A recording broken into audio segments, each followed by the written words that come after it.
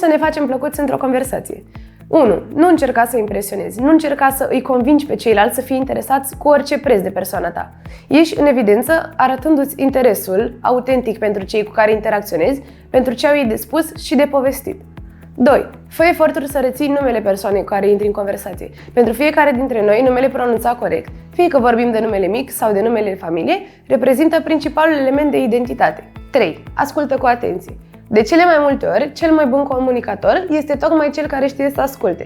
Unul dintre rectorii celebrei Universități Columbia spunea că cei care se gândesc numai la ei sunt iremediabil needucați. Nu sunt educați oricâți ani de școală ar avea. 4. Vorbește despre ce îl interesează pe cel din fața ta. Dacă este vorba despre o întâlnire planificată, pregătește-te, documentează-te, află un amănunt plăcut din viața profesională sau personală, fă referiri la o declarație anterioară sau la o realizare notabilă. Aceasta, evident, fără a intra în intimități nepotrivite, fără a încerca să pari excesiv de familiar. 5. Regula de aur a oricărei interacțiuni este să îl faci pe cel din fața ta să se simtă important, să se simtă apreciat. Dar, atenție, trebuie să faci acest lucru în mod sincer, fără a recurge la complimente goale și flatări fără acoperire. Tratează-i pe ceilalți cum ai vrea să fii tratat chiar tu. Sau, mai familiar, ce nu-ți place, altuia nu-i face. 6. În sfârșit, zâmbește.